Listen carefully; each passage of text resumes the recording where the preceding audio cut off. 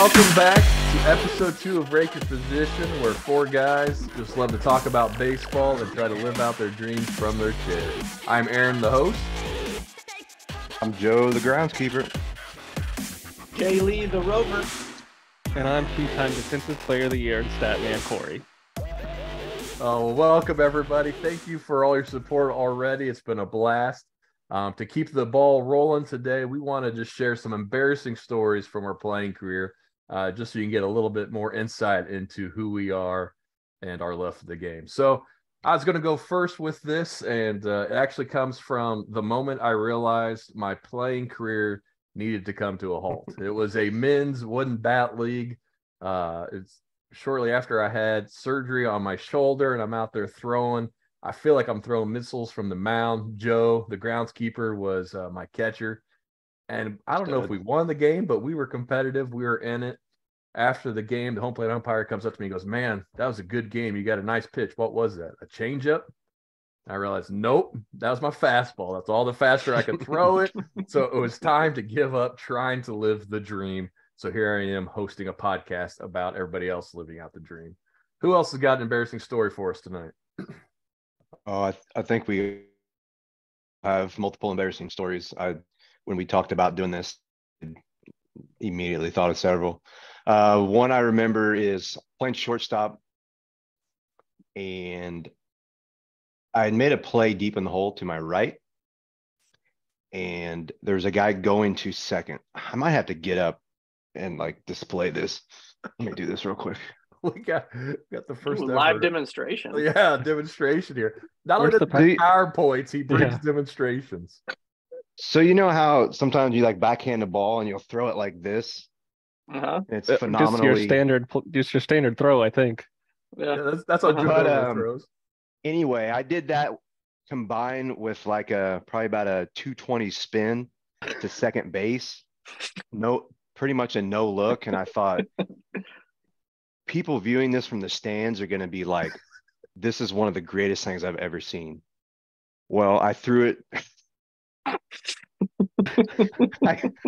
I threw it into right field, and the guy went from like a single to a triple, and the guy on first scored. So, how old were you?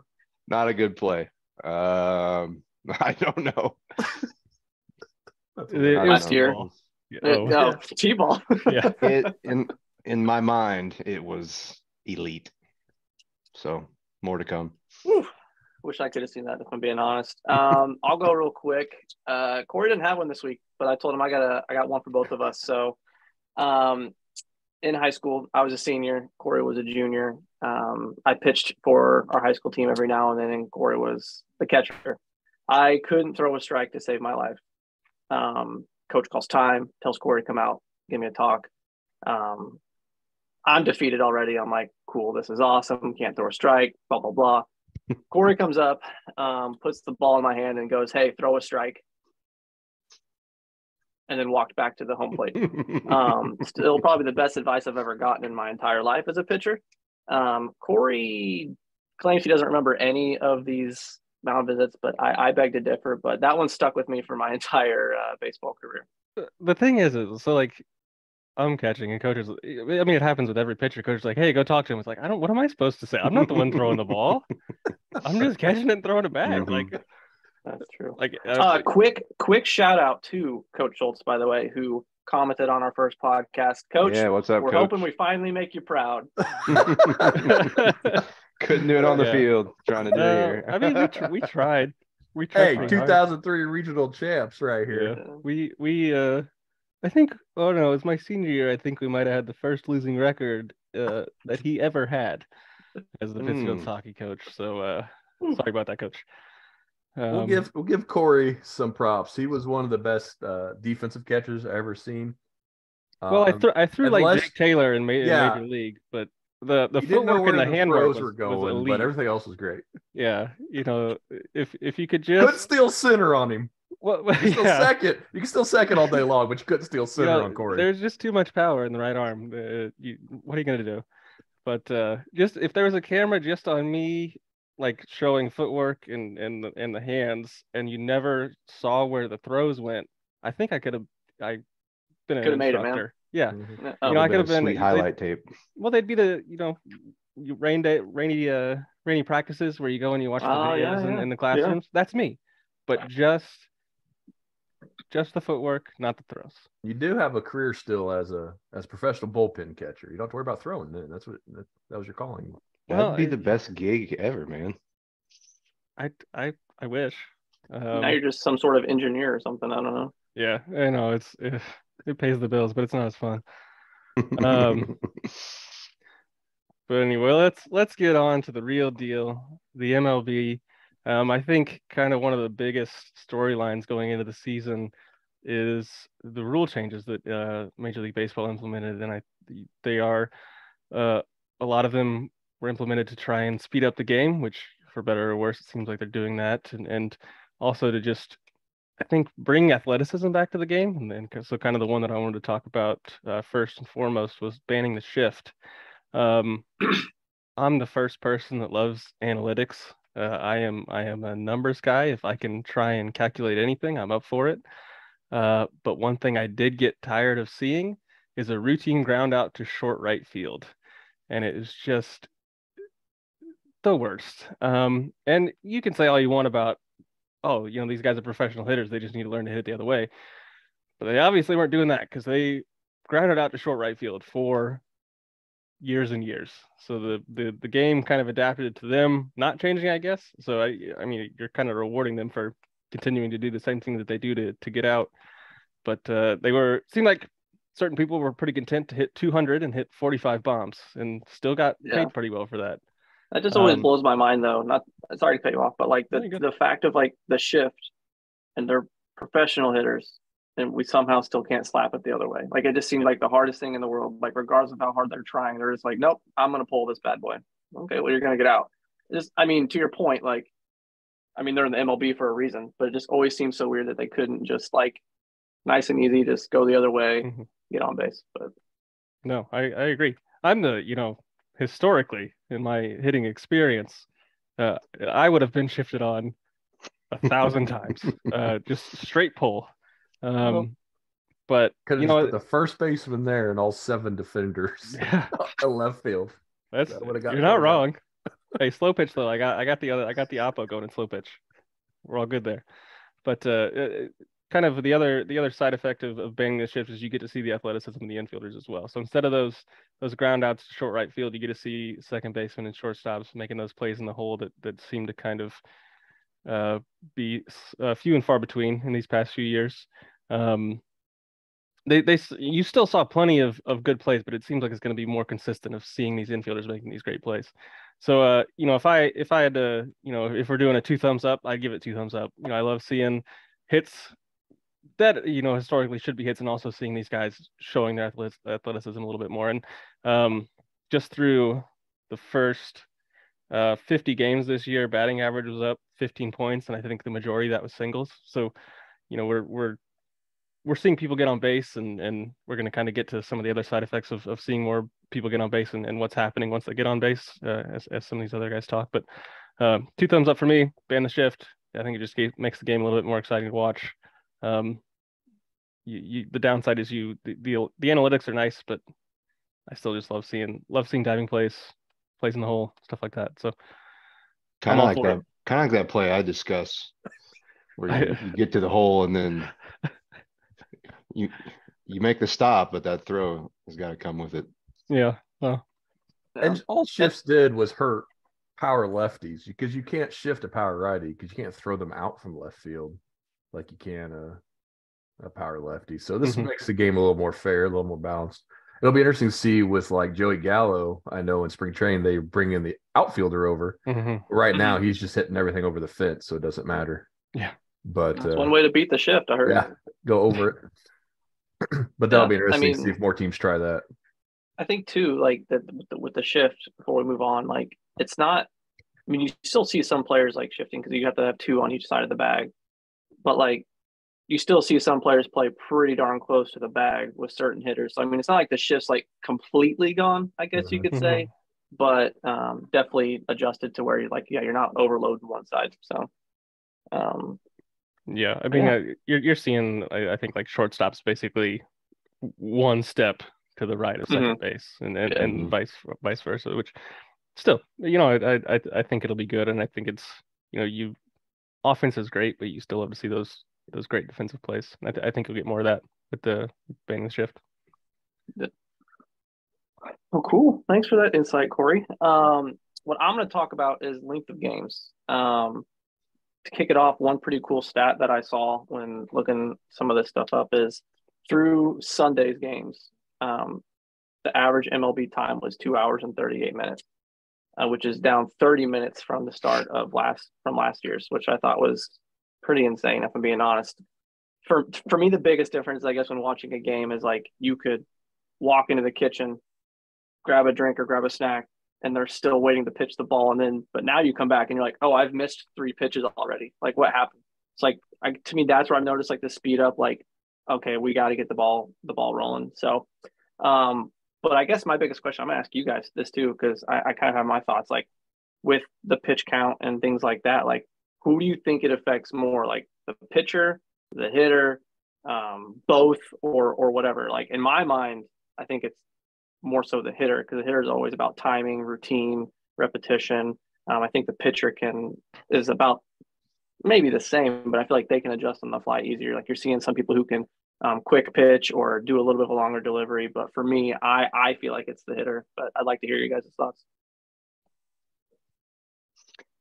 Just without watching anything, I would agree that it would be the hitter. Like you said, there's way more kind of routine there. But with watching the games that I've watched, I'd almost say for some reason, whatever it is the pitching. As Corey said, batting averages are up. How much of that is attributed to the shift? Maybe he can speak to that. But I also feel like walks are up. Walks have just been up in recent years, I think. And that's a feeling. I haven't looked that stat up. But again, just from the games I've watched, it seems like there's been a lot of runs. But that's what I saw.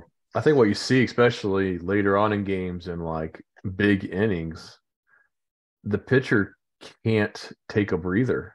Like, you just give up.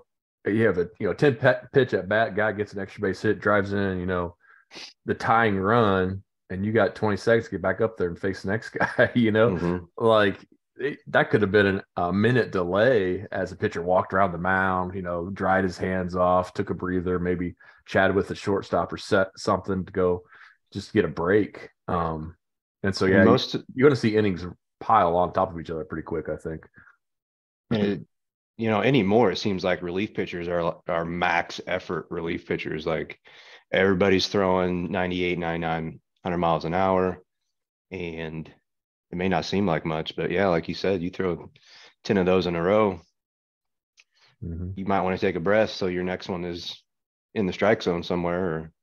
And I wonder how many injuries potentially come out of this too. Like later on in the season, like you got relief pitchers coming in like, like to your point, like a 10 pitch at bat, and then they're right back into it. And I mean, injuries can happen at any time, but I feel like you're speeding up the process, getting them out of their routine. So you might see people trying to throw harder than they're used to, or more hard than they should. And so they're like, well, I got to exert myself right here because I got to get out of this inning or something like that, I will say today was the first time I'd watched a game, because the WBC we went to didn't play with the pace of play rules, so we didn't really notice it. But today, I was trying to find it right now. I couldn't find it, but I know it was. Where were you at today, Cooney? I was watching the Braves play St. Louis.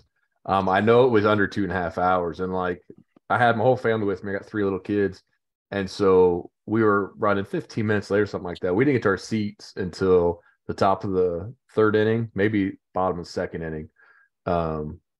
And so it was very quick. So when I had my family with me, that's cool, 2-hour game. But like when we go as a group, it's fun to enjoy the game. Without Corey. Yeah, without Corey. Too cool. But it's fun to sit back and enjoy the game. I don't mind as a baseball fan sitting there for 3-4 hours if it's a good game. So you texted us. You texted us, and I'm like, dude, it's already this inning. Yeah. Like, this is nuts. Yeah, it was flying by. Middle of the innings, nobody scored. Walker hit that homer. Other than that, though, it wasn't like multiple hits driving in runs from like the 3rd inning on. It was crazy fast. flew by. So it's working. I mean, that's the whole point of it, was to shorten games. So the rules are working. So give them props for that. Well, that was one of the things that, I did want to ask you about, because I think I have a similar feeling. Like, if I'm watching a game at home, I'm all for it being shorter. But if I'm there, I want to enjoy I want the my money's experience. worth. Yeah, so it's like, hey, Yeah. if I'm gonna be there, do you think you guys could just slow it down a little bit? Like, is there something I can, put in a request that you just, so that, I mean, it is great that it's taking less time. And I've not taken my kids to games, but I can imagine trying to entertain them for 3.5, 4 hours, as far as the old game lengths. And I'll be the first person to admit that, like, baseball is boring to certain people. Like, I love it, and I love all the nuances and stuff, and I will sit there and watch it for 3.5 hours if I have to. But so it's good. I think it will hopefully draw up some interest. But again, if I'm gonna keep doing my thumbs up for everything we talk about, I'll drive that train. I'd give it 1.5. My last half is the third pitch, or the third strike violation on hitters, is like the most anticlimactic thing ever. And I don't know how you fix that. Like, I don't think, because you can't give hitters a warning and not pitchers a warning, but it's just like, oh, strike 3, and the guy's just like, okay, I was getting ready to hit, but now I'll just turn around and walk back to the dugout, I guess. Like, it's just, and especially, I wonder, ejections would be interesting. Like, what if you gave the team a warning? The second time it happens, like technical foul, the manager gets kicked out. I don't know. Well, and something again, they can play with. Yeah. Just thinking of, like, the casual fan who doesn't, understand these rules. Like, it might be watching a game, and then they're sitting there and they just see this guy. The umpire does some hand signals, and again, the batter just turns around and walks back to the dugout, and they have no idea what's going on. So it's just, I think there's communication as far as, getting them to realize that, but there's just got to be a better way to handle that situation, because it is just, I see it. And it's like, I think Machado got called out on a strike 3 violation, but he was calling time. So if you get one timeout, you have to give it to him. You can't just like back in the day, the umpire had to grant timeout. So it's like, well, you get it or you don't get it. But if it's the rules, you only get one. I think you got to give it to him. And Manny was standing there with his hand up. The umpire didn't give it to him. It rings him up on and I don't know, is it a backwards K? Like, how do you mark that in the scorebook? I don't. It's a E batter. I don't know. EB, yeah, I don't know. But yeah, I'm again 1.5. There's just that one little thing. I think if I could figure that out, and also if I'm there, if the game could be a little bit longer, that would be great too. The one thing I noticed being live for the first time was when Ozuna was batting. He was watching the clock, because as soon as the clock struck 0, he just kind of put his bat down, and then the pitch came, and I'm like, what is he doing? Like, it's Marcell Ozuna. You don't know what he's thinking. And I didn't notice the clock. It's right behind him. I couldn't see it. And so he puts his bat down, pitch goes right down the middle, and then the umpire calls timeout. And so like, there was no communication with the people. Like, I don't know what he was calling, but clearly to Ozuna, the other pitch clock at Busch Stadium is above the batter's eye. So it's like, as you're looking at the pitcher, there's seconds counting down behind him. So obviously Marcell was watching that and saw it hit 0, so he just stopped batting. Does the ump buzzer like make a noise as well, or is it I'd assume the ump has to watch that. So the way it reacted, I don't think he realized it was at 0. Yeah. Until Marcell stopped. So I don't know, but that's got to be distracting as a hitter. Okay, 1 second, here comes. One of the games I watched, the ump had like something on the back of his belt. It was like a device that would notify him of, like, when the pitch clock was at 0. Yeah. So I don't know if that's everywhere. Yeah. Okay, that's the first I heard of that. They got to have something. Because I mean, yeah, to your point, like, because all I saw was a giant clock in the outfield. There's one behind home plate, and there's one in the outfield, so the batter can see it. I'm like, man, that's kind of distracting. Yeah, no, I think that's coming from New York. Are we wrong on that, Corey? I have no idea how they're handling Thanks, it. that guy. Well, that's the worst job. If you're like at like Busch Stadium, your job is just to reset the pitch clock every time the pitcher gets the baseball. Well, I know, but think of if the umpire had to do that. That's I mean, they already got so much on their mind. Now they got to watch a clock. I feel like they would. I'd assume it's an in-house operator. I can't see how New York does that for every game all the time. I know in spring training, I was impressed I was impressed with how because they had little clips of each game, and it was that was kind of when we were introduced to the pitch clock, and it was like right as soon as the ball hit the glove, bam, 15 seconds. Like that guy's just like sitting there like he's got a 15-second button, he's got a 20-second button, His and attention span he's is got the elite. 30-second button for in between batters. But I would think it's in-house, and I would imagine it's connected somehow to something the umpire's got that, so he doesn't he's got to have some sort of something to cues him in, so he doesn't have to be watching the clock. But I don't know the specifics. And I haven't figured out all the hand signals yet. This is start the clock. One umpire, I've seen umpires do this a lot and that a lot, like who to give the timeout to. And I've seen like analysts be like, well, how come the umpire's not telling us? Well, you don't want the umpire to get on the microphone every pitch and explain something, because then it's going to slow the game back down. So it'll iron itself out, but it's been pretty smooth. So thumbs up for me too. I was going to say it's been normally if there's a bunch of issues, there'd be a lot of chatter on it, either online or on a sports show or with your buddies. And other than a few occasions, like wasn't there one with Alonso going back to first or something that they came out and said was incorrect? Yeah. It doesn't seem like it's causing a whole bunch of issues. So I wonder if teams will start like mess with the system. Like it's supposed to start once the pitcher gets the ball. Could the catcher like take his time throwing the pitch back? They could like roll it down the like how basketball they roll it really high, lob it so the pitcher got time to think. I don't know. But yeah, but hey, if you're a younger guy that's been in the minors the last few years, you've played with it. It's not new to you. Plus, if you've gone on rehab assignment, a good point. For the minors, you've at least seen it before. Plus, we got through a whole spring training, so I give it. It's working. The faster games are working. I was okay with the 3-hour games anyway, but I get it that this makes the product better to a casual fan. So, well, I guess the rule I wanted to talk about a little bit, and I haven't seen too much of it, but I think it's just something I want to keep an eye on. I don't know if you guys have seen it. It was opening day, I believe. It was Corbin when Acuna got on, threw over twice, and only made one pitch. And right now, you can only disengage the rubber twice, or catcher timeouts also count as that. So any at bat, the battery combo gets 2 breaks during that at bat, and then after that, you can't disengage the rubber again unless you successfully pick off the runner. And that's going to be interesting because you could just see Acuna just light up. Like he's asking Eric Young, he's asking the umpire, was that 2? Was that 2? And then he added like 2 to 3 feet to his lead and took off and stole second easily. At one-way lead on a lefty, he just went. So I don't know how that's going to affect. Obviously, they want steals to be up. Pitchers have to be really smart about that because early in the bat, you might be okay throwing over twice, but the bat might go to, like we said earlier, 10 pitches. It's been on full count, and you need a break. You need just a breather. You want to be able to step off and change a pitch, and now you can't. So it'll be interesting for me. I want to keep an eye on that. I don't know if you guys in any of your games that you watched over the first week have seen that play out where the step-offs have come into effect. No, I haven't seen any step-offs in the games that I've watched.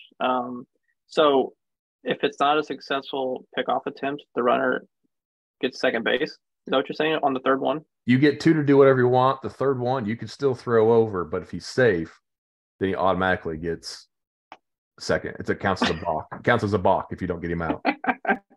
So I think you'll see catchers try to do the Yachty back pick more often. Yeah, that'll keep secondary leads short at least. I think Contreras has already tried it for the Cardinals. But I mean, steals are very high success rate already. So the rules are working what they wanted. But yeah, if you disengage the rubber more than twice, you have to get them or it's a balk. And that's crazy. I mean, if you've already thrown over twice, you might as well throw a pitch out the next pitch. That you got to think that guy's going, right? Mm-hmm. I mean, why would you not? You can get over twice. I'm walking down to second, if I'm being honest. Well, see, then I could turn around and pick off at first if you get too big of a lead. Yeah, I'm already halfway get you there. The rundown, so it's, yeah. But yeah, you could just get a walking lead because he can't step off to run you back. He has to make a pickoff at that point and hope he gets you. So you might as well get a huge lead and go on first movement. It doesn't matter if he's picking off or not because your lead's 3 steps bigger than it should be. So what happens if he picks you off, you get in a rundown, and you still end up back at first and you're safe? I don't know. I'm waiting for it. I'm waiting That's a for great it. question. Because like you were kind of successful, but you're still safe at first base. So I'm waiting for it. That'd be great. I No, don't know. So that's a rule I'm intrigued by that hasn't been talked about as much that I think could really mess with the running game. Didn't Acuna fall down the first time he tried? Like yeah, he got so excited he fell over, got back up, went back to first. Next pitch he stole. So you're right, it was his second pitch. But yeah, I mean he had such a huge lead, and it's a lefty. It's Patrick Corbin sitting there staring at you. You see Acuna fall over in the middle of your windup or your middle of your movement home, but you got to go home because you can't risk launching it in the stands. Yeah, or pulling. Dominic Smith is playing first, pulling him off the bag where you can't tag, and free base for Acuna. So it'll be interesting. That's cool, and I mean, just the steals being up, I think attributing to that, and probably the bigger bases, but again, just kind of seeing more athleticism and a little bit more action in the game. It seems like they are accomplishing what they set out to do with a lot of these rule changes, which I think everybody was a little skeptical about, but I would say they're all working out pretty well. I think the cool thing is you get these people who are like, why are we changing rules? Why are we changing rules? But then I think Corey was talking about this, like why we love baseball is like there's so much, it's almost like chess. It's like, what's the next move? Like with these only being able to pick off twice now. Okay, well, what are we going to do to stop the runner from going there? So it's like always thinking one move ahead. So like adjusting to these new rules, but also adding an element of like more action, but then also like, okay, these managers and players have to start thinking differently. Yeah, you mentioned the bases. We didn't have that to talk about. I haven't seen that play out yet. I know the bases are bigger to provide a cushion between fielder and runner, make safer around the bases.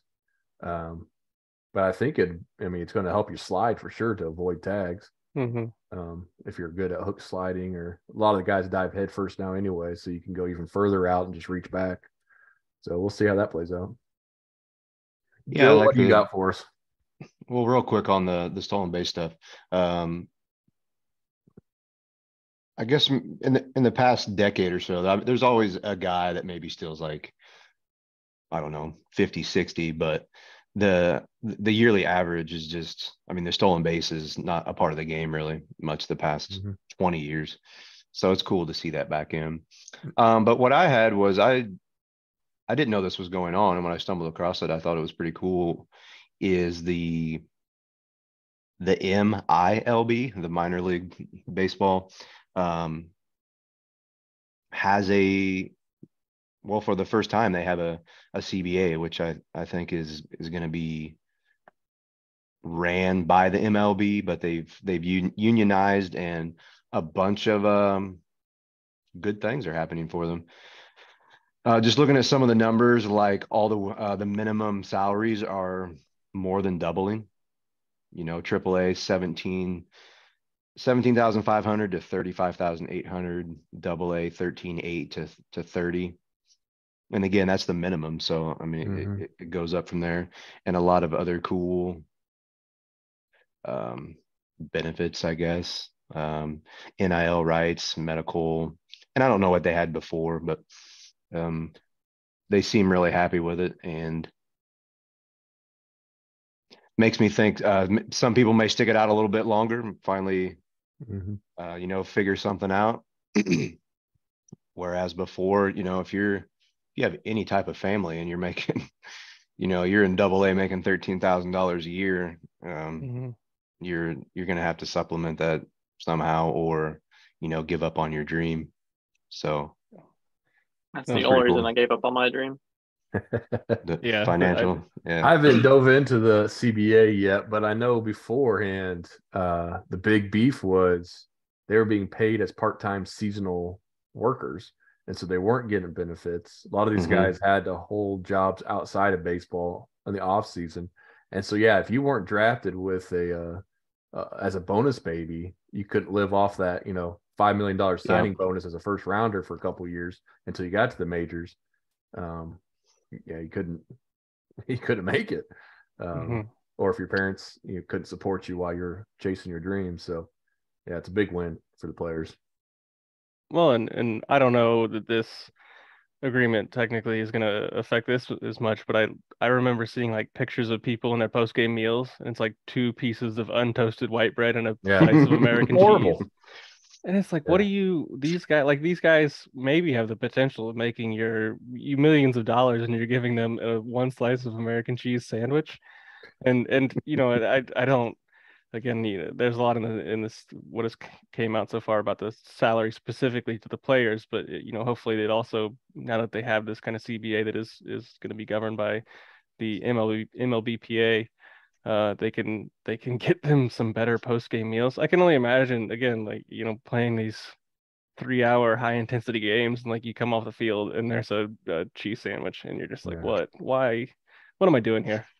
And so then you only got a little per diem, so you're going to go buy crappy food at the fast food restaurant to fill you up, but it's not going to fuel you.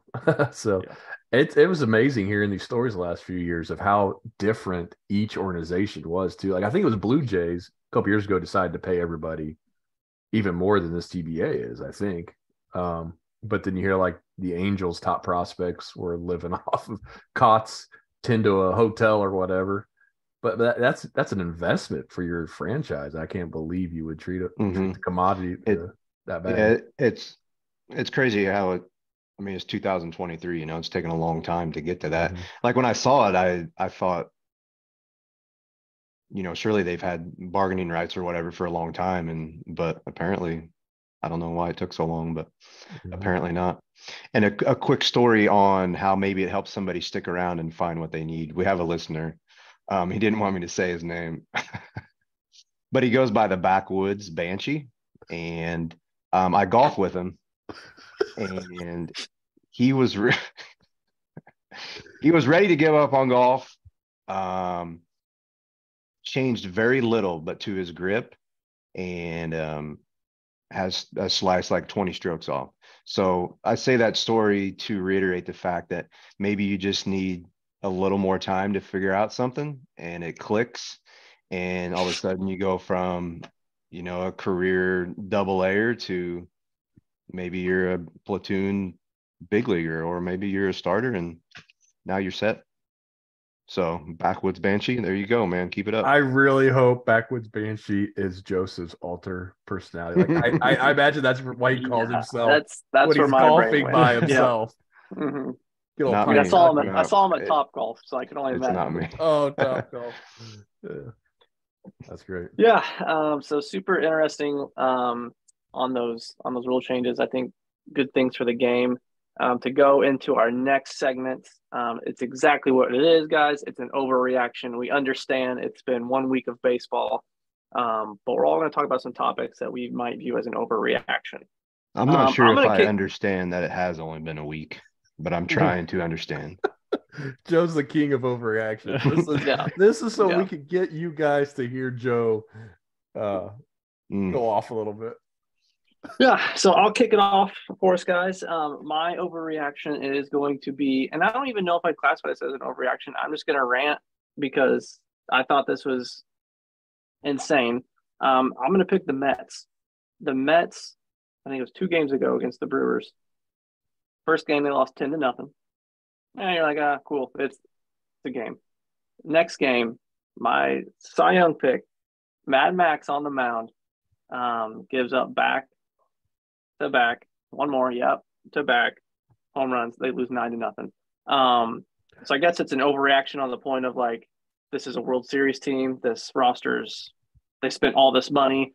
Now I get they had some injuries already, blah, blah, blah. But if you still look at the roster, we talked about it. It's deep. But so I guess it's an overreaction on my point. I just wanted to point that out that like, I thought that was insane. So that's my overreaction for the week. I'm going to pass it on. I'm going to comment on that real quick because I saw a cool tweet. I should have given it to you. I didn't know this is who you're talking about. So their opening day rotation, Max Scherzer, they put back to back behind his name. Verlander IL, Quintana IL, Carrasco's velo was down almost 2 mph on his fastball. And then, of course, Kodai Senga, who's awesome. We'll cover him more later. So it's basically him and 4 question marks the first go around. So Is there a traceable curse for the Mets? dude, Because it's there. I don't know. I mean, you have it's something. Yeah. maybe As we a figure Braves- that As a out. Braves fan, I really don't care, but You're it's just still, not the if you better can New York spend team. $350 million, injuries should not matter. You should be able to still win with a roster you can afford. So I don't If we figure out the 4 of us, we can make this a trip without Corey, of course. He'll stay home. We'll figure out what the curse is. We'll break it. Cohen would pay us at least half a billy, if not a billy. So All right, let's get to let's work. think about that. It's probably buried with Jimmy Hoffa, so I mean we might as well just kill 2 birds with 1 stone there. That's great. Well, my overreaction, I'm staying in the East. And I just told the fellas I was going to talk about the Marlins. But my overreaction is I'm predicting now, after a week of baseball, the Marlins will indeed get 3rd place and the Phillies are going to fall down to 4th. I think the Marlins got a real good shot at making the playoffs this year. Their record hasn't held up. But as I was watching them play this weekend, man, of course, Alcantara just threw a complete game shutout in under 2 hours yesterday. He's dealing. Speaking of him, yeah, I don't know why I didn't pick him as my Cy Young. I'm an idiot. Nobody But wins continue. back to back anymore. I thought about him, but That dude could. I watched Jesus Luzardo start. He's throwing harder than he's ever thrown. He was still touching 98 in the sixth inning. So if he's that good, with their depth, their options, I love what they've done with the offense. Offense was such a drag last year, and this is where I wish I had my notes. I put notes someplace, I can't find them. But if you just look at career averages for 162 games, not talking about like all-star version of these players, 7 of the 9 starters are well over 100 OPS plus, like 110 or so. Gene Segura is at 99. It's his career average. However, the last 6 out of the last 7 years, he's been over 100. So he's gotten better as he's aged. He's playing 3rd base. The only weak spot offensively, potentially, is the shortstop position. I don't know what they're doing with Wendell and Birdie platooning there. Neither of them look like shortstops. But I'm really excited to watch the Marlins play out a whole year. I love Luis Arraez leading off. He's just hitting everything. Allows Chisholm to move to a power position, the cleanup spot, drive in runs. And if shortstop is their weakest, Gene Segura at 3rd. See how he holds up there. Their top 3 position players that are close to the majors are all in AAA. They got a shortstop and shortstop Jacob Amaya, a utility guy Xavier Edwards, and a 3rd baseman in Gorshins already to support the big league club. So they're going to be a lot of fun to watch. Their pitching's amazing. If their offense is just their average career averages, they could make some noise in the East and sneak into the wild card. So that's my overreaction. The Marlins are better than we thought they were. I like that. I like that pick. I worry a little bit about power. I mean, I think they got the guys to spray it around, but I feel like most of their big bats are all or nothing. Like Soler could be great, or Soler could, strike out like unbelievable. Yeah, amounts of Soler and Avisail Garcia, if you look at theirs, it's like 140 OPS plus, 80, 135, 82. And so they're all over the place. Their career averages are like 110. So yeah, if Soler's going to lead the league in homers like he did a few years ago with Kansas City, they got something. But last year was one of his worst years, and they paid him based off of his World Series performance year before. So, and I think they play in a good ballpark to have the guys that just kind of sprayed around. Like it's not that homer friendly anyway. So yeah, I think they built the roster pretty well for where they're playing. But that's I don't know if I call it an overreaction to picking a team to get 3rd. But I just wanted to hate. I said I'm getting the wild card. Okay, take a wild card. My overreaction is the Marlins get the wild card. All right. Over the Dodgers. Yeah, man. If anybody actually likes the Dodgers and listens to this, they hate you. They understand because they hate the Braves. So if they like the Dodgers. So I will say I was awfully close to saying the Blue Jays are going to get fifth in the AL East. I know they were my runner-up in the World Series to the Guardians, but they were very close. But then the Red Sox got swept by the Pirates, so I'll at least give them fourth. The Manoah came out and had a good game today, but Barrios and Bassett had terrible starts, and Barrios just all of last year didn't do very well. Gossman had a pretty good start, but I mean, I'm looking at it. Kikuchi had a good start. I don't put a lot of weight on that. Like historically, I don't think he's gonna keep doing he's not gonna have an ERA under 4, I don't think. So I'm just looking at it and like you got two pitchers, and I don't think your offense could be great, but if you got two pitchers, I don't think you can in that division especially be better than fourth. Again, almost fifth, but the Red Sox got swept by the Pirates, which is I know we talked a lot about the Red Sox and Somebody had a PowerPoint about both the Pirates and the Red Sox. Yes. I believe both of them were fifth, but apparently the Pirates are the better fifth place team there. So mine was, I think all of us, or at least 3/4 of us, had the Blue Jays in the playoffs at some capacity, and I'm saying after this first week, not happening. Fourth in the East, missing out on the playoffs. All those great hitters are going to go home and watch on their couch.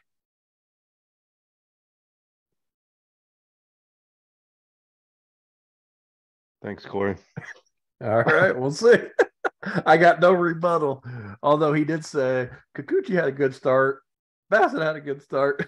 No, Bassett was bad. Bassett was bad. Kikuchi had a good start. Bassett was 3 1/3, 9 earned. So Bassett was bad. Manoah's first start was bad. Barrios' start was bad. Manoah came out and threw seven innings, 1 hit ball today. But I feel like Bassett had a good year and cashed in on that, and he's just not performed the past couple. So it's like I see two guys that I feel like I can put trust in, and then after that, I don't see it how unless they score 12 runs a game, which this offense could do that.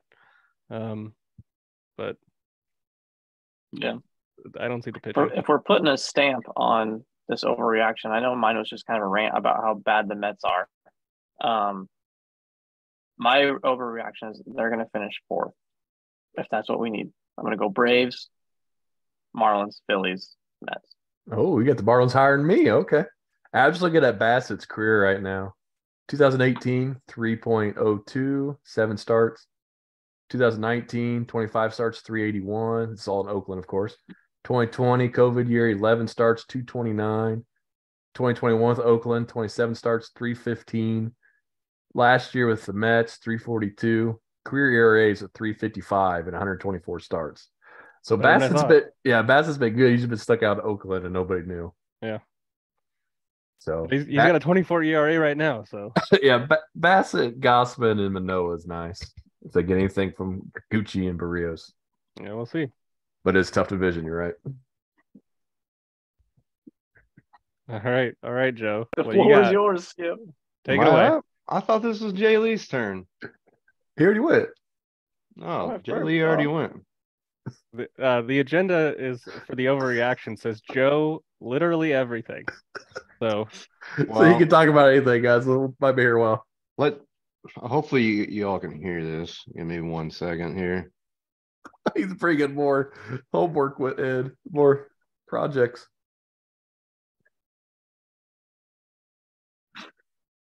I don't even want to know.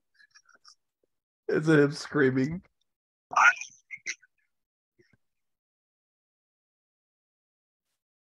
Can't hear it? No. Which is bad for an audio podcast. If you guys go back and watch the last episode. Actually, I've pulled up timestamps. He's got himself queued. I say something to the effect of I'll probably be let down this year because my expectations are pretty high.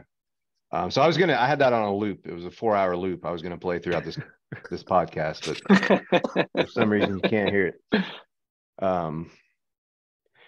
So yeah, I'm been let down by my Cardinals a little bit so far. They just got swept by the Braves, even though the Braves aren't good. We all know that. And as everybody stated during the predictions, is going to be pitching, and that the pitching hasn't showed up. Still think they'll hit. Hopefully the pitching squares out. Probably my biggest rant would be walks. Ugh. Man, that gives me nightmares just thinking about watching some of these walks that happen. The fact that you can't throw a strike. It's the best advice I've heard that a catcher can give a pitcher that I've ever gotten. You need to teach a seminar to all major league catchers of how to do a mound visit and what to say, especially if you're a relief pitcher and you come in and you throw 4 straight balls after you just got done in the bullpen warming up and you walk the leadoff guy. 80% of the time, I look this up, 80% of the time there's a leadoff walk, they score 100% of the time. So the fact that happens, just underhand a ball in there and let him crush a homer. You might get an out. I can't wait to tell Joe this stat here. This is according to teamrankings.com. So what the heck is that? That's made up. I've never heard of that. I just searched MLB team walks per game. St. Louis is 22nd at 2.8 walks per game.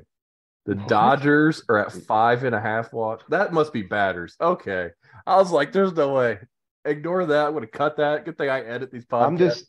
Let me do it. I'll also point out my sign. That reflects every single thing I say. So if any of our listeners are like, wow, this guy just thinks he's so awesome. No, you need to say what it says for the people that listen. For their interpretation. Oh, for the people that listen, I have a sign in the back that says I'm an idiot, and I completely agree with that. But let's do a quick demonstration here. This could go bad. Let's do a quick demonstration here. So I have a ball in my hand. It's actually just a squishy toy. Let's say that's a strike zone. That's way smaller than a strike zone, but let's say it is. All right, Joseph, you still got it. Okay, so I just hit that, right? That's over the fence 500 feet, though. Right down the middle. Well, it could be an out. It could be an out. Let's say that's 4 feet. Let's say the mound, let's not say, because this is what it is, it's 60 feet. So that's 15 times. Are you telling me that a major league pitcher is not 15 times better than me? I just hit that, and I could do that 99 times out of 100. So the fact that there are walks, this is developed into more of a rant than I wanted it to. The fact that there are walks in the MLB blows my mind. Rant over. I can't keep going. I gotta add to the rant. I'm gonna dump some gasoline on here. All right, here's the walk rates I was trying to find. The Cardinals. What are the relievers? All down to relievers. I don't care about the starters. The Cardinals had 7. Cardinals through today, a week into the season, they're 2-4 with a 5.33 ERA, 21 walks to 54 strikeouts. That's a team. The Braves have 20 walks to only 39 strikeouts, but a 2.38 ERA. Would Joe like to comment on the Braves pitchers of the past 2 games as well? That's the key. Throw it too slow. Nobody can hit it. No, I don't think we need that. Gotta sit at 90 with movement. It worked for a guy named Greg Maddox back in the day. It can work for anybody. Kyle Hendricks too is a great. Some Cardinals throw too hard. That's the problem. Well, Cardinals throw too hard. Joe, take us into what you're looking forward to. So calm down. Strikes. Deep breath. Yeah. That's a big emotion change there for me to handle, but I will do the best I can. I have liked what I've saw out of Jordan Walker so far. He's held his own and hasn't looked like a deer in headlights or out of place. He looks pretty good. And, I said, I hope he gets off to a fast start so he can get some confidence and keep hitting. And, if I'm Marmol, I'm putting him in the lineup every day. I don't know if it's a big guy thing, but his swing kind of reminds me of Stanton a little bit. I mean, Stanton's got a way quicker bat, it seems like, and more power, of course. But it's just kind of that two-handed short swing that still generates a lot of bat speed. And I haven't been able to find 2023 numbers yet. I don't know if there's not enough data on exit velocity so far, but even when he makes out, he's smashing the ball. So I'm looking forward to continuing seeing him pitch. And I also had a note on the Cooney. Help me out with his name, the Mets pitcher. Kodai Senga. Nailed it. I don't know what the pitching coaches in Japan are doing. Is he Japanese? Yeah. Okay. They teach some weird things over there, man, because they throw some weird pitches. The ball does some weird things. It sounds like that sometimes. He was cool to watch pitch. So with some of the other struggles the Mets have had with their rotation, they'll need him to continue that. Did you see his ghost fork glove? Yes, I did. Dude, it was awesome. Super awesome. Yeah. There should be more some more of that stuff. The NFL had the tagline of the no fun league there for a while. I feel like that's kind of how people feel about the MLB. They kind of sometimes, I don't know, frown on swag or on bling or and stuff like that. But it's cool. People like that stuff, especially young people like us. Now Walker looked good today. I mean, his home run got out a blink of an eye, and then he also roped an RBI double. I think he had both RBIs today. He did. And you didn't catch his home run, so we're even now.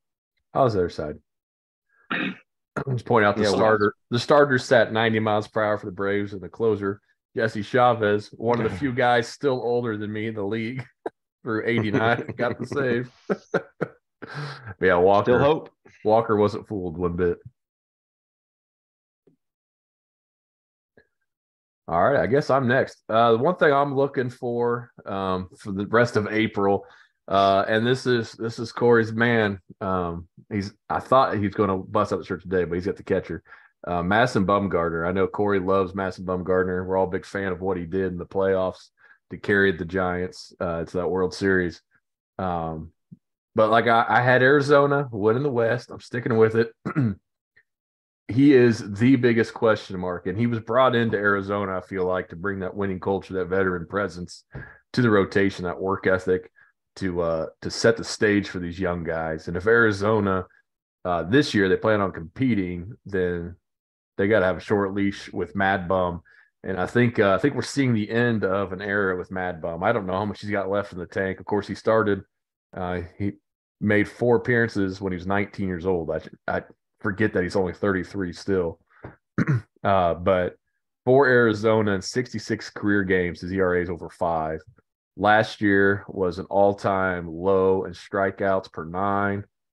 His walk per 9 was the second highest of his career. So everything's trending in the wrong direction for MadBum. And he got lit up in his first start, gave up 5 earned in 4 innings. I'm trying to think here. He only had 2 strikeouts, 4 walks, and a hit batter. So things are trending in the wrong direction for MadBum, and they've got one of their best pitching prospects is sitting there in AAA gearing up. And as I was looking, trying to guess like who would Bumgarner face the rest of April. The Dodgers already beat him once. He's on track to start this weekend against the Dodgers again.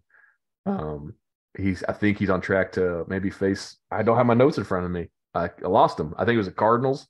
They're all contenders. All of his starts this month potentially be against contenders. Now it depends on how they do off days. If they skip a start here or there, but if they keep the 5 guys going with extra rest instead of redoing the rotation around a couple off days, he's got some tough opponents in April.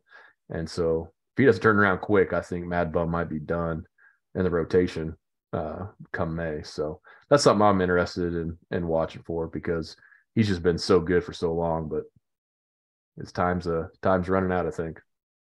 Yeah.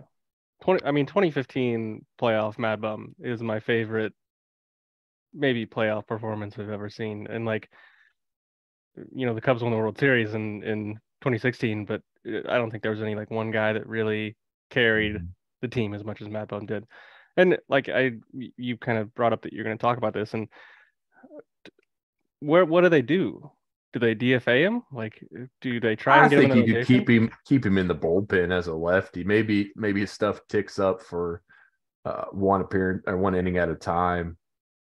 Yeah, I mean, like, I'm thinking if they do try and get rid of him, like, I feel like the Giants would just take a flyer on him, just like bring him back. Like, Yeah, what are they? somebody would take him, I think, Yeah, but I could see them keeping him around. yeah. But yeah, they got the schedule pulled up here. They play Dodgers this weekend, so he'll get a start there, and he possibly have to face the Brewers next week as well, and then the Cardinals before either getting Kansas City or Colorado to close out the month. So yeah, three playoff teams coming up his next three starts. So it'll be interesting to see. Yeah. But yeah, maybe he would want to just hit. I don't know. There you go. All right. So kind of I'm going to take maybe a little bit further out forecast than some of you guys, but it's been interesting. I think that within the first week, we've seen 2 top 100 prospects get called up that didn't break camp with the team. The most notable was today with rookie of the year pick Grayson Rodriguez. Did pretty good. Had a rough start, rough beginning, but I think he ended up going 5 innings, 2 runs. Pretty well matched DeGrom, but no, besides the strikeouts, the DeGrom was bounced back pretty good there. And then the Brewers called up an outfielder, Joey Weimer, who was number 90 at the time. He moved up to 89 because Gunnar Henderson got promoted off the prospect list today. And who got added? Cade Horton, Cubs There right-handed you go. pitcher. Cubs got another guy at 100. Yep.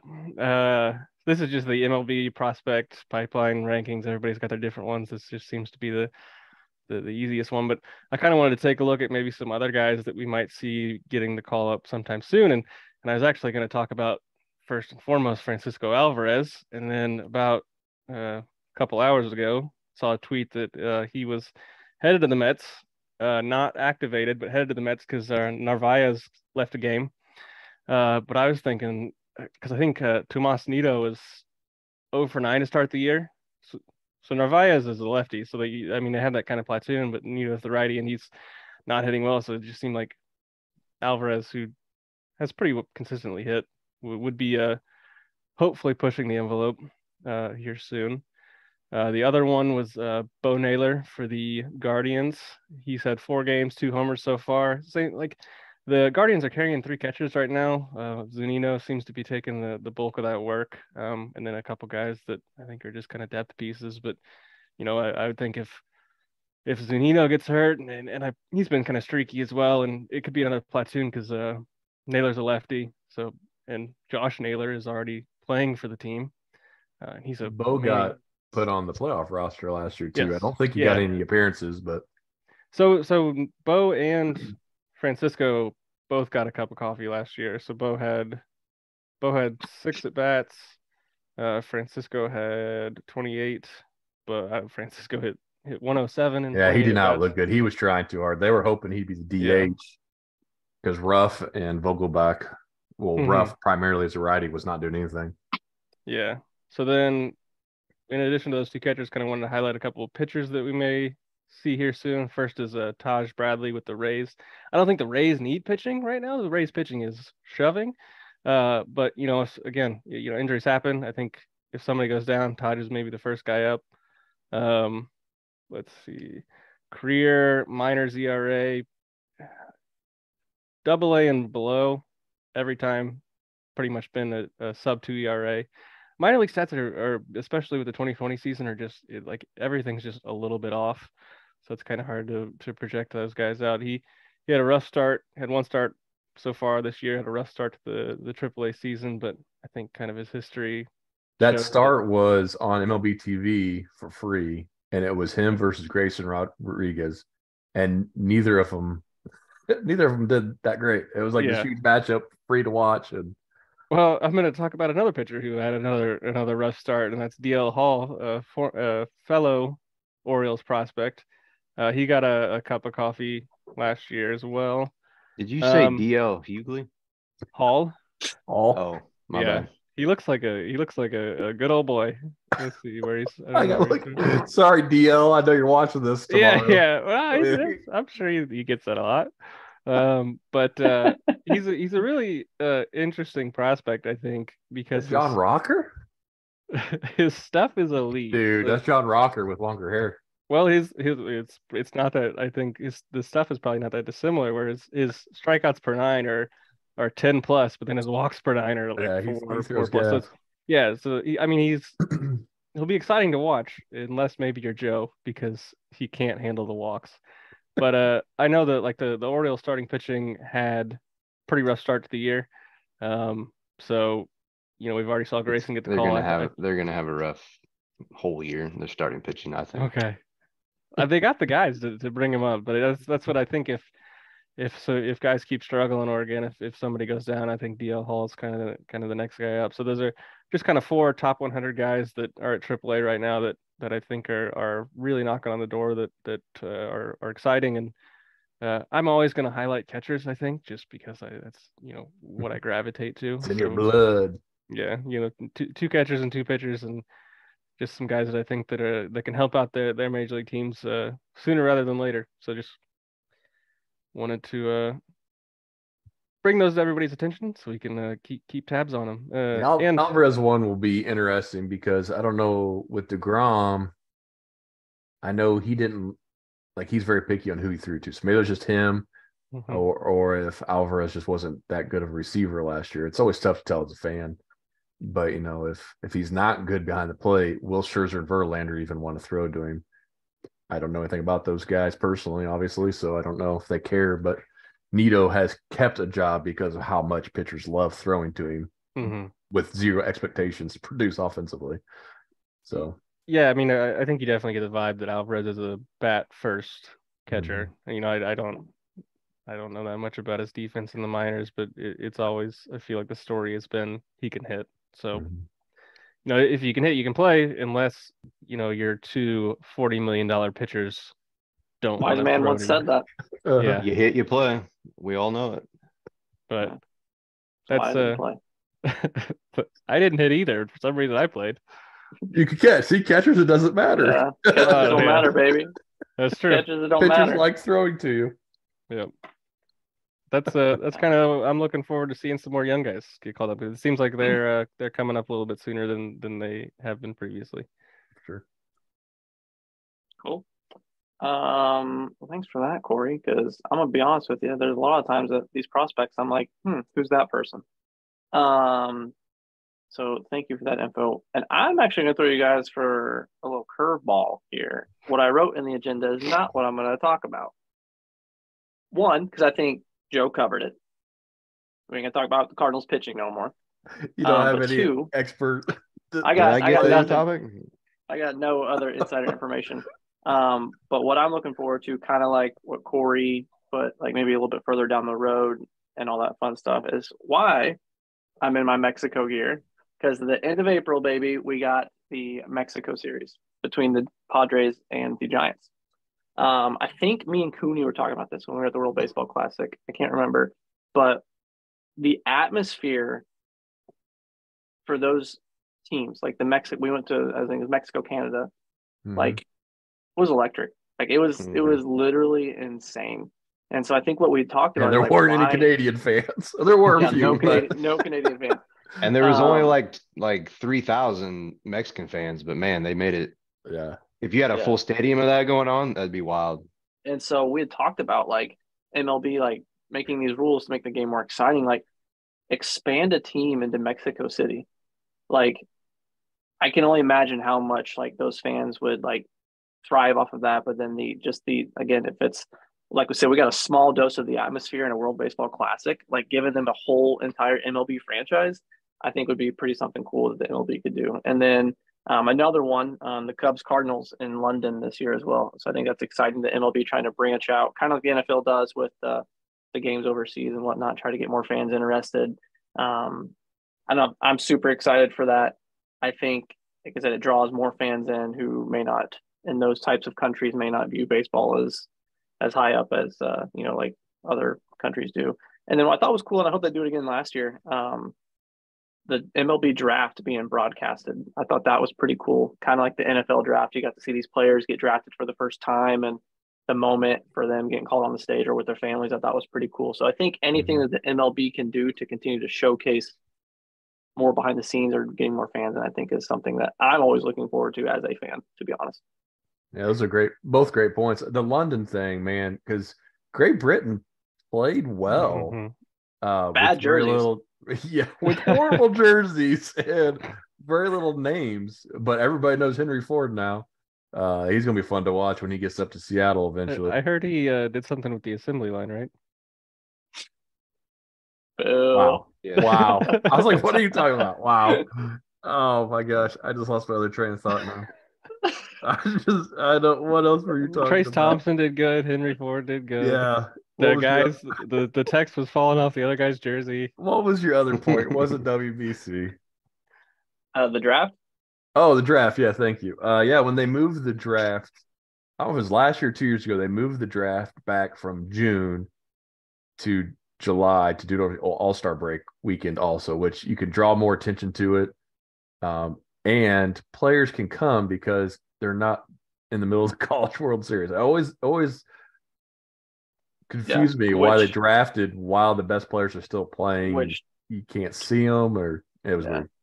To confirm, it's the same dates as the draft or the All-Star game. It's over All-Star weekend, and so the College World Series will be over with, so the best players can actually show up and enjoy it. Instead of to be like, this guy was like, they always put like underneath the stats back in the day, this guy was drafted by the Cubs. Yeah, I mean, he's probably bad then. We haven't seen him since, but yeah. he was a top prospect, and then his strikeout rate was 49%. That's great. Wait, all right, guys, we're going to take a planned break real quick, and then when we come back, we're going to have some prediction, fun, and all right, so every week we are going to highlight 5 different weekend series and do sort of a year-long prediction contest, see how everybody does. For 4-game series, obviously if it's split 2-2, that'll be a tie. And then at the end of the year, somebody will have bragging rights and somebody will be last. And it probably won't be me, but it could maybe be Aaron. What, bragging rights or lost or last? I like to think that I'm probably just like second or third. So either or. I'm not first, I'm not last. I think me, you, and Jared all think we'll be second or third, and Joseph's like, I'm last. Yeah. I think that's probably a pretty safe bet. So basically, we're looking ahead to the weekend series, trying to find 5 that we think are interesting. Go through, make our picks. Might say a few words about why we're picking what we are. But first one up is Dodgers at D-backs. These two teams actually just played to start the season. It's a little funky that they're playing again already, but I know there's a lot of D-backs love going on, and definitely not a lot of Dodger love going on in this particular pod. But I'm going to go with the Dodgers. Looking at their starters, Kershaw's going on Friday. He looks like he's a little bit rejuvenated this year. Velocity's up. Curveball's as good as ever. Put me in the Dodger column for that series. What are you thinking, Jared? I'm gonna go the complete opposite, Corey. I'm gonna go Diamondbacks, and the reason why, because they're not the Dodgers. Sure. And you're a big fan of snakes. So I've been told. Is that on to me? Yes, sir. Yeah, it's on to you, man. I'm going with LA. They're gonna dodge Nice. Gallen, I think. I don't know. They're gonna dodge him. If you can dodge Gallen, you can dodge a ball. So I'm going with the Dodgers. Is he doing that on purpose? Did you even catch? I don't know if he is. I thought he was, Yeah. but I don't think he knew what he was saying. He didn't even catch his own pun. Yeah, dodge the Dodgers. You know, the Dodgers dodge. Oh no! I thought at first you did, and then you're like, no. Yeah. Well, that's why I don't trust anything Jared Joseph says, because he doesn't know what he's saying. Wow. I'm gonna go. I picked the Diamondbacks to win the West. I think big statement series to kick off the year. I got to go Arizona here as well. All right. Next one we're going to talk about is the Yankees at Baltimore. To no one's surprise, I will be taking Baltimore. I really do actually like some of the Yankees pitchers, but similar to I guess maybe that last explanation of I picked this team to do well. I'm going to pick Baltimore for the same reason, because I picked them to do well and I want them to win this series. So it's not a very scientific choice, but it's a weekend of the season. So I'm going to pick who I want. That's fair. I am going to jump on the same Baltimore train. And why am I picking them, Corey? You want to agree with me this time? Nope, wrong. I like their colors. What about you, Skip? And you like birds. Steaks and birds. He loves steaks. He loves birds. Why am I seeing on the schedule it says that their game for tomorrow is suspended, postponed? I don't know. Weather? Well, already? I mean, I don't know. 24 hours. Anyway, I'm going with the Yankees. The lights won't turn on? Don't go too far into that story. Okay. Baltimore's starting pitching is awful. The Yankees is slightly better at this point, so I'm going with the Yankees. I'm going Baltimore. Garrett Cole pitched today, I think, question mark. Yes. So he won't be in the series. Baltimore, second time around the rotation. Hopefully a little improvement. Going Baltimore. All right. Next up is the Cardinals and Brewers. So we got some homers here. I am, to no one's surprise, based on how the actual Cardinal fans have been talking about their team, going to pick the Brewers. The Brewers have also just been off to a hot start. Offense has been good. Burns didn't do so good in his first start. Woodruff did good. I think both those guys or Woodruff's at least pitching this series. I think Burns might be as well. But I think that Cardinals are going to walk too many people, and Brewers are going to hit home runs. So, Brewers. Well, I'm going to pick the Cardinals. And why am I going to pick the Cardinals, Corey? You like because birds. you like birds, yeah. Nope, because the St. Louis soccer team is 4-1. On to you, Skip. Boom! I love these breakdowns here. These are best.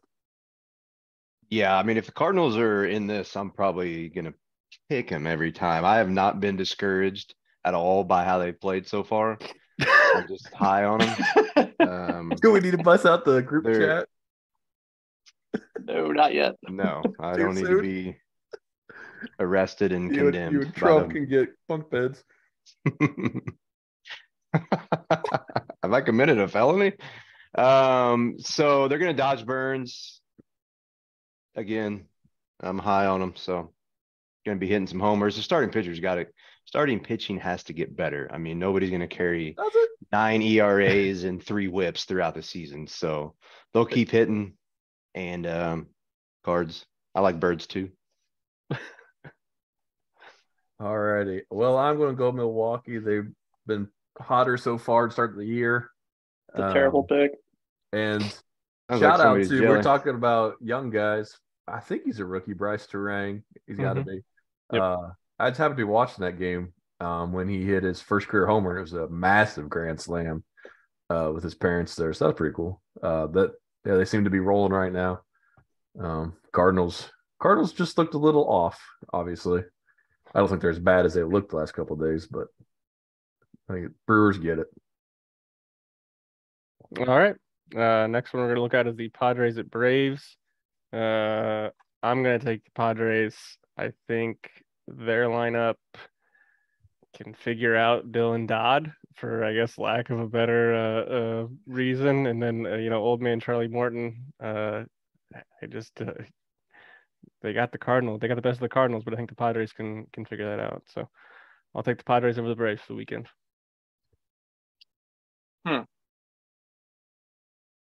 This is a tough one for me, but I'm going to pick the Braves. And why, Corey, am I picking the Braves? You like yellow shoes. Nope, because Ronald Acuna's ACL is still intact. That's a good reason to pick him every time. I'm going with the Braves as well. I mean, I don't think the Padres pitchers are any better than anybody the Braves are throwing, especially not Strider. It's at Atlanta, so home team wins. Tails never fails. All right, the next series. I'm also going San Diego. Psych. I'll go the Braves, of course. Strider, Morton, and we don't know who else. They already sent down Schuster, and you can't call him back yet. They got Dodd penciled in for Sunday. He just threw. Didn't he throw yesterday? Yes.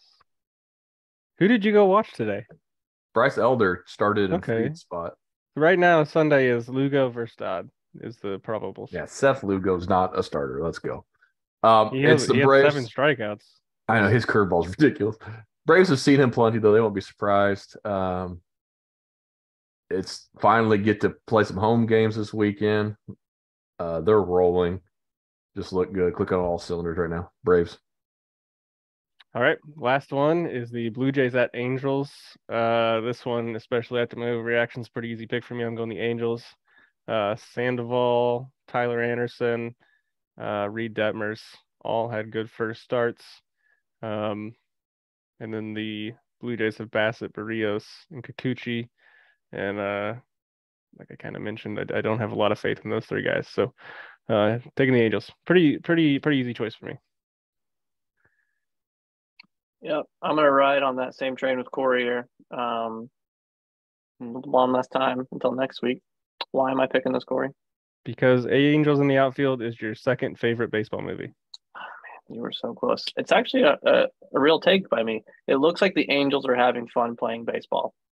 Like the games I've watched, it looks like they're kind of just clicking on all cylinders. Ohtani, Trout, all those guys finally look like they might be able to do something. So it's just me praying that they keep it rolling. Rendon's hitting on all cylinders too. Yeah, there he's it hitting is. something. Did you see that they made him call the guy and they had the phone conversation? Wow. Can you imagine how awkward that is? Oh my gosh. I'm going Blue Jays. Mostly because you like birds? Well, I do like birds. Mostly red ones, but Blue Jays are all right too. I have them winning the division, so they need to start winning some games. We're getting close to the end here, and I think their starting pitching is a little stronger. All right. Man, this is the one I had the hardest time with. I was going back and forth, picking between the two. I'm settling on the Blue Jays, but I'm not sold on it. So that's my way of saying if the Angels win. That's what I said. But I went Blue Jays. So I just realized I picked every home team. I did not intentionally do that, but I think I did. Oh no, the Angels are at home? Yes.